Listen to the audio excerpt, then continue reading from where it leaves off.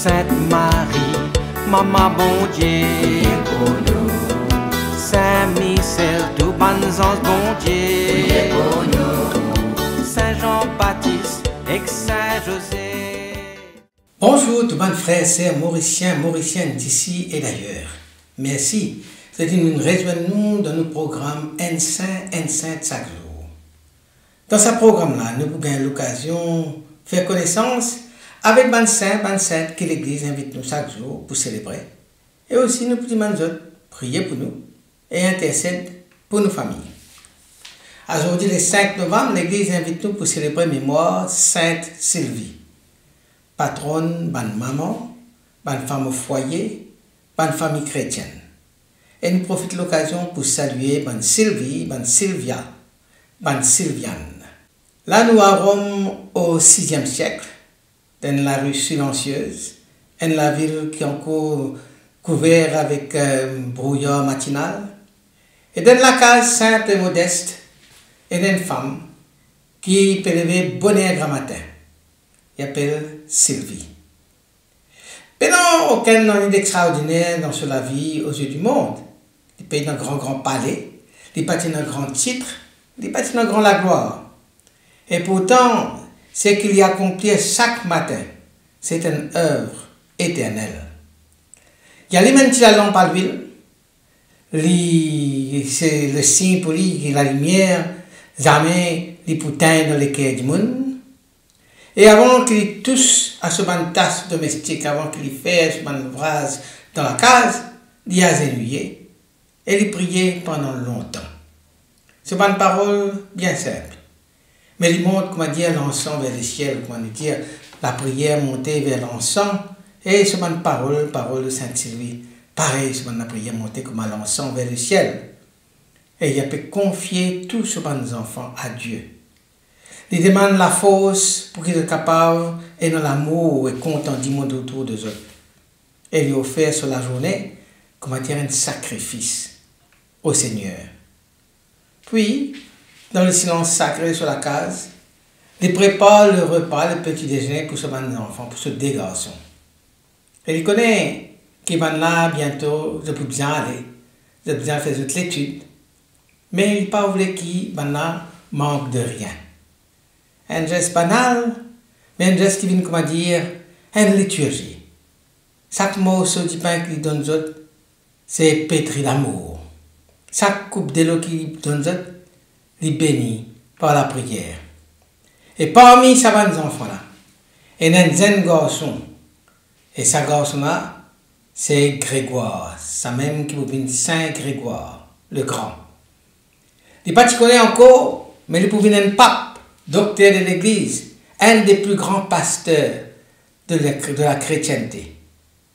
Et quand plusieurs années plus tard, je demande le pape Saint Grégoire, quand tu finis apprendre la foi, quand tu finis apprendre toute la sagesse qui te est dans là, quand tu finis gagner la force qui finit aider toi pour façonner ton pontificat, il peut répondre sans hésiter.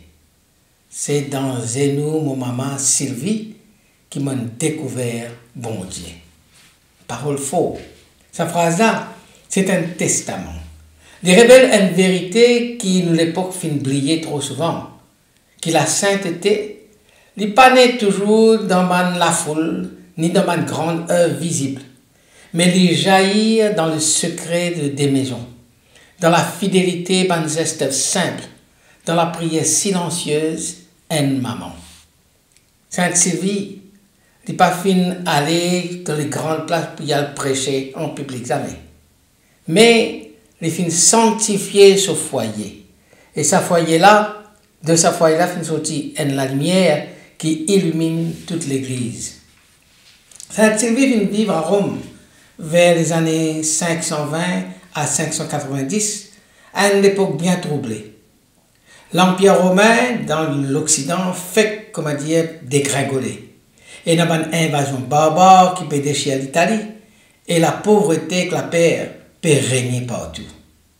Il appartenait à une famille chrétienne, noble, mais très simple, très modeste. Elle est mariée à un homme très pieux, qui s'appelle Gaudien.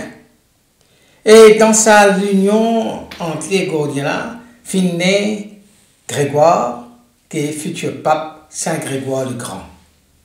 La société à l'époque de Tapé valorise très peu bonne femme, mais Sylvie, par sa sagesse, sur la prière, sur charité, les filles un pilier spirituel dans la case.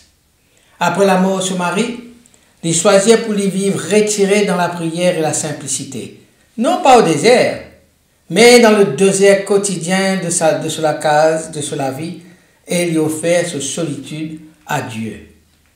Nous pas comme Sainte Sylvie par un miracle spectaculaire qu'il a fait, ni un grand voyage missionnaire qu'il est capable de faire, mais nous connaissons par la lutte intérieure constante qu'il a amenée là. Servi dans l'humilité, sans faire tapage, sans se faire remarquer, dans un monde dominé par les hommes. Sa mission d'abord, c'est éduquer ses enfants, surtout ses garçons, dans la foi. Pape Grégoire, ou bien Saint Grégoire le Grand, pour dire plus tard, qui Sainte Sylvie qui faire un mariage entre la force et la douceur. Elle y trouve dans chaque pauvre qui vient frapper à la porte le Christ lui-même. Lui-même, il s'est occupé personnellement qui dans le besoin et qui vient taper sur la porte. Je te racontais qui parfois il pas manger sans qu'il les nourrir un pauvre d'abord. Ce foyer finit un lieu de paix, de prière, d'accueil. Dans un sens, une véritable petite église domestique. Ce sacrifice, il abandonne toute ambition sociale pour lui servir bon Dieu dans le silence. Il offert sa maternité comme un acte spirituel. Il consacré à Dieu après la mort de son mari. Il amène la vie de veuve pieuse, en prière et en service. Le grand tournant de la vie de Sainte Sylvie est venu l'étant son mari mort.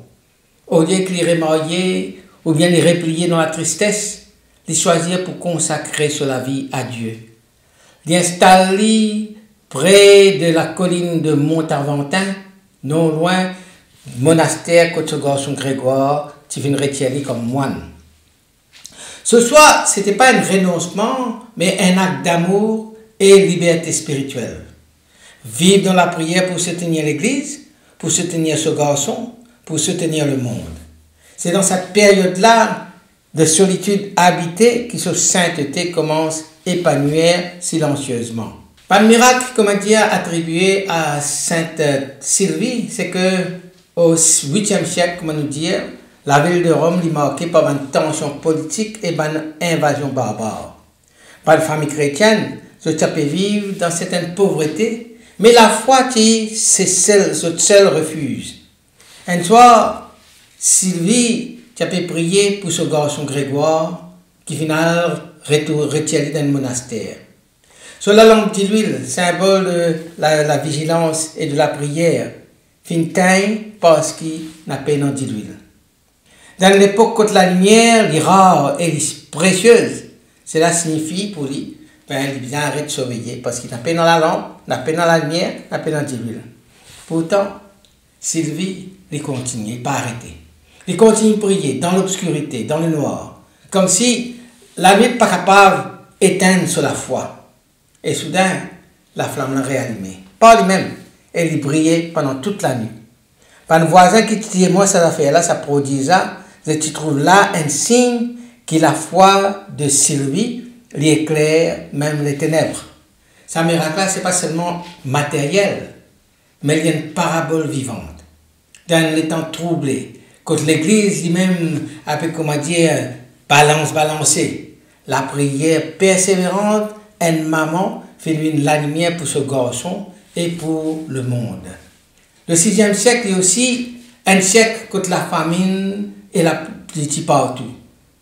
Rome qui est affaibli par la guerre et par l'épidémie, tu connais une période quand du pain qui manquait, mais très cruellement. Un jour, Sainte Sylvie a rencontré un mendiant affamé. Il peut presque rien lui-même, mais il partage le peu de pain qu'il tient, il partage ça avec sa mendiant-là. Sa geste-là, dans un contexte de pénurie, un geste héroïque ça. Parce qu'il peut donner quand lui-même il connaît, demain il ne pas connaît qu'il peut faire, comment il peut vivre demain. Le lendemain, justement, ce corbeille rempli avec du pain nouveau. Ce récit-là, il est transmis par la tradition et il est illustré en la loi spirituelle qui Sylvie tient incarnée. La charité lui attire la bénédiction. Dans une société contre la peur, pousse-nous pour fermer nous-mêmes. Sylvie finit oser mettre confiance, une confiance radicale dans la providence. Ce miracle-là, il rappelle-nous que la sainteté les manifester dans le don gratuit et quand nous prenons risque pour l'amour, pour manifester, pour démontrer l'amour. Sainte Sylvie, aujourd'hui, peut causer en nous avec une la force étonnante.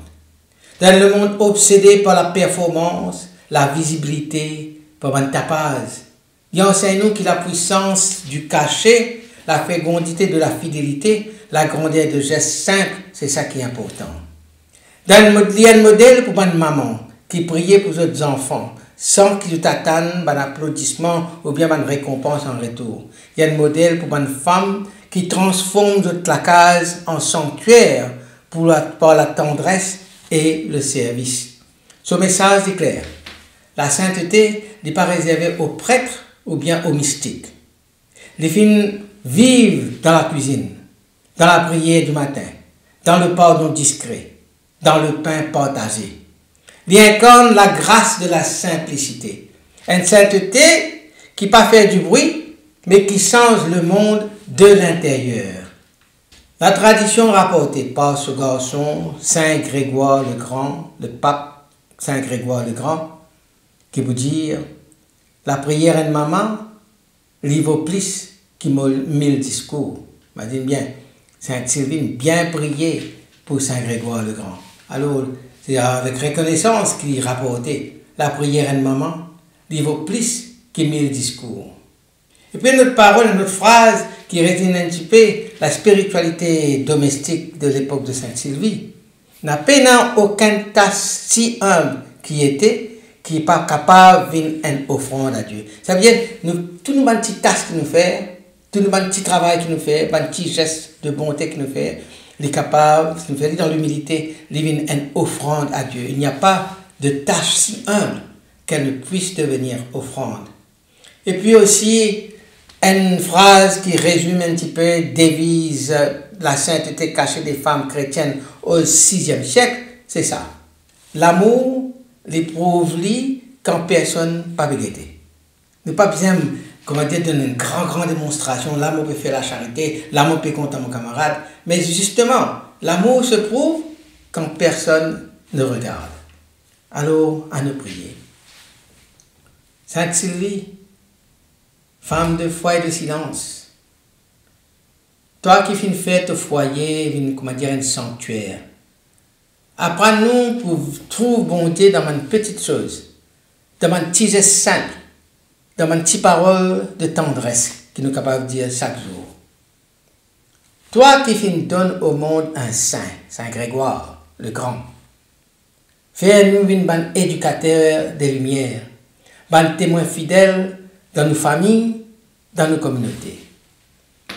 Soutiens bonne maman fatiguée, réconforte bonne cœur qui isolé et qui tout seul.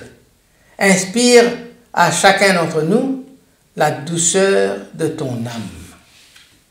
Sainte Sylvie, priez pour nous, afin qu'il nous comprenne qui manière bien content en silence, servi sans la gloire, et illumine le monde par nos fidélités. Amen. Qui bon Dieu bénisse autres et tous autres bandes proches. Qui soit l'esprit habite toujours dans eux. Qui les protège partout et toujours. Au nom du Père et du Fils et du Saint-Esprit. Amen et à demain.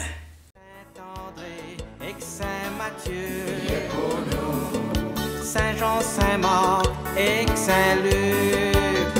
Priez pour nous, priez pour nous, priez pour nous. Sainte Marie-Madeleine et Saint-Étienne. Priez pour nous. Saint Saint-Ignace et Saint